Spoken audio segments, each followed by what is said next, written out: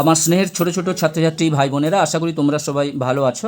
বর্তমানে তোমাদের বলেছিলাম যে ক্লাস 11-এর পরীক্ষা চলছে। ক্লাস 11-এর পরীক্ষা প্রায় শেষের দিকে, তাই তোমাদের ভিডিও দিতে একটু একটু দেরি হয়।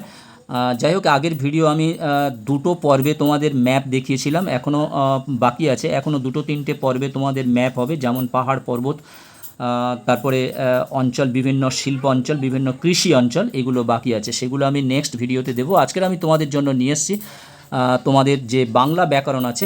বাংলা ব্যাকরণ তোমরা খুবই অবহেলা করো, অনেকে পড়তে চাও না, শুধু বাংলার গল্প এবং গদ্য পদ্য এগুলো পড়া নিয়ে ব্যস্ত থাকো, কিন্তু তোমরা স্কুলেও ব্যাকরণের ক্লাস খুব ভালো করে করো না, কারণ আমার অভিজ্ঞতা থেকে বলছি, এবং তোমরা ব্যাকরণটা ভালোভাবে পড়াশোনা করো না। তাই আমি তোমাদের ব্যাকরণের কয়েকটি সেগমেন্ট আছে, যেমন কারক, অকারক, সমাস, বাচ্য ইত্যাদি আছে। আর তোমাদের এমসিকিউতে, তোমাদের মাধ্যমিক পরীক্ষায় এমসিকিউতে আটটি নাম্বার শুধু এমসিকিউতে থাকবে। আটটি নাম্বার থাকে তোমাদের এমসিকিউতে ব্যাকরণ থেকে, তাহলে যথেষ্ট নাম্বার।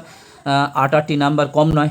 তাই আমি তোমাদের ব্যাকরণের যে বিভাগগুলো আছে, যেমন কারক, অকারক এবং বাচ্য, তারপরে সমাস ইত্যাদি যেগুলো আছে, সেগুলি আমি পরপর আলাদা আলাদা করে ইম্পর্টেন্ট কিছু প্রশ্ন উত্তর আমি তোমাদের জন্য নিয়ে এসেছি।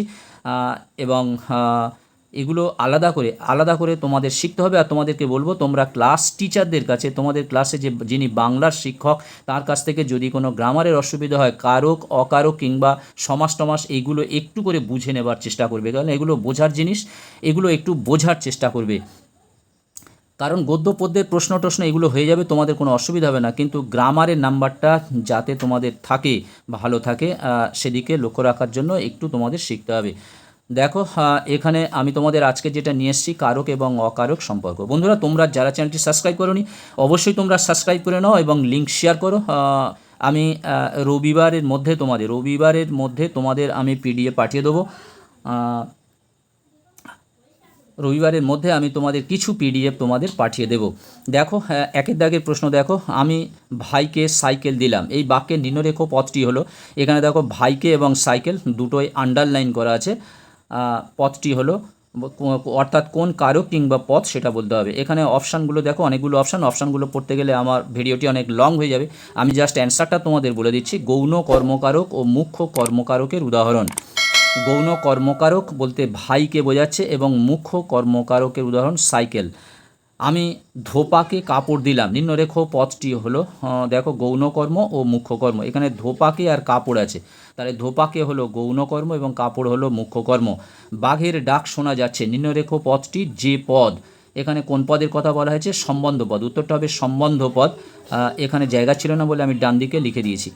চারের দাগের দেখো, আমি বাসের পিছন দিকটায় একটা সিট চেপে ধরে দাঁড়িয়ে আছি, এখানে দেখো আমি কথাটা আছে, এখানে কোন কারকের কথা বলা হয়েছে? কর্তৃকারক, কর্মকারক, অপাদানকারক, অধিকরণকারক। তাহলে আমি বাসের পিছনে দিকটায় বসে আছি, অর্থাৎ আমি একা আছি, আমি বলতে বোঝাচ্ছে কর্তৃকারক। তাহলে 5 দিন নদীকে দেখা হয় নাই, নিম্নরেখ পথটি যে কারকের দৃষ্টান্ত, কর্তৃকারক, কর্মকারক, অবদানকারক, করণকারক, অ্যান্সার হবে কর্মকারক। রাজায় রাজায় যুদ্ধ হয়, এই বাক্যের কর্তাটি হলো ব্যতিহার কর্তা। রাজায় রাজায় যুদ্ধ হয়, এই রাজায় রাজায় ব্যতিহার কর্তা। 30 বছর ভিজায়ে রেখেছি দুই নয়নের জলে, জলেতে আন্ডারলাইন করা আছে, নিম্নরেখ পদটি যে কারকের মধ্যে পড়ে, এটা হলো করণ কারকের মধ্যে পড়ে, করণ কারক। বিভক্তি সর্বদা শব্দের পরে যুক্ত হয়, বিভক্তি সর্বদা কোথায় যুক্ত হয়? শব্দের পরে যুক্ত হয়। ক্রিয়াপদের সঙ্গে নামপদের সম্পর্ককে বলে কারক, ক্রিয়াপদের সঙ্গে আর নামপদের যে সম্পর্ক সেটাই হলো কারক। কথাটা শুনে তপনের চোখ মার্বেল হয়ে গেল, নিম্নরেখ পদটি কোন কারক? সম্বন্ধ পদ, এখানে নিম্নরেখ বলতে তপনের বলা হয়েছে সম্বন্ধ পদ। নির্দেশকের একটি উদাহরণ হলো গুলি, এখানে দেখো হইতে কর্তৃক জন্য গুলি, গুলি হলো একটি নির্দেশক। অনুসর্গের একটি দৃষ্টান্ত হলো টি টি বা খানা, টা ইত্যাদি হলো অনুসর্গের দৃষ্টান্ত। হিসাবের মেজাজ চড়ে গেল, নিম্নরেখ পদটি কোন কারক? এখানে মেজাজ কথাটা আছে, কর্মকারক। অনুসর্গের বা কর্ম প্রবচনীর অপর নাম কি? পরসর্গ, অনুসর্গের বা কর্ম প্রবচনীর অপর নাম হলো পরসর্গ। ওরে ভাই ফাগুন লেগেছে বনে বনে, রেখাঙ্কিতটি যে কারক বা পদ, এখানে হলো সম্বোধন পদ। ওরে ভাই আন্ডারলাইন করা আছে। ঘাস জন্মালো রাস্তায়, রেখাঙ্কিত পদটি এখানে আন্ডারলাইন করা আছে ঘাস, রেখাঙ্কিত পদটি হবে কর্মকারক। বাংলা ব্যাকরণে অকারক পদের সংখ্যা হলো দুটি। ভাই বোনে ভাগ করে খেও বাক্যটির ব্যবহৃত কর্তা দুটি কি জাতীয়? কি জাতীয়? এখানে চারটে অপশান আছে, তার মধ্যে উত্তর হবে সহযোগী কর্তা। ভাই বোন দুটো সহযোগী কর্তা, এরকম টাইপ থাকলে দেখবে পিতা পুত্র, ভাই বোন ইত্যাদি, দাদা দিদি। ক্রিয়ান্বয়ী কারকরম, ক্রিয়ান্বয়ী কারকম কথাটি বলেছেন পানিনি। পানিনি।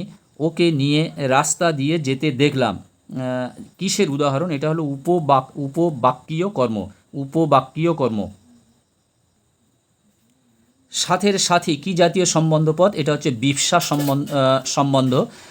ছাত্রে ছাত্রে প্রতিযোগিতা, এই বাক্যের কর্তাটি হলো ব্যতিহার কর্তা। বাঘে গরুতে এক ঘাটে জল খায়, এখানে বাঘে গরুতে হলো সহযোগী কর্তা। আমরা কালিও তৈরি করতাম, রেখাঙ্কিত পদটির কারক হলো কর্মকারক। পৃথিবী হয়তো বেঁচে আছে, নিম্নরেখ পদটি কোন কারক? কর্তৃকারক। এই ইম্পর্টেন্টগুলো তোমরা দেখে নেবে এবং কারকের নিয়ম আমি একটা ভিডিও তোমাদের দেবো, পরে আমি দেবো।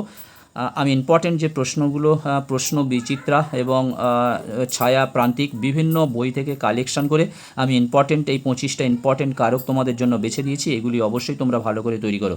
বন্ধুরা, আজকের মতো ভিডিওটি শেষ করলাম। তোমরা যারা সাবস্ক্রাইব করোনি অবশ্যই তোমরা সাবস্ক্রাইব করে নাও, বন্ধুদেরকে লিঙ্ক বেশি বেশি করে শেয়ার করো। তোমরা সবাই ভালো থাকবে, সুস্থ থাকবে। আবার কথা হবে নেক্সট ভিডিওতে। তোমাদের সকলকে জানাই অসংখ্য ধন্যবাদ।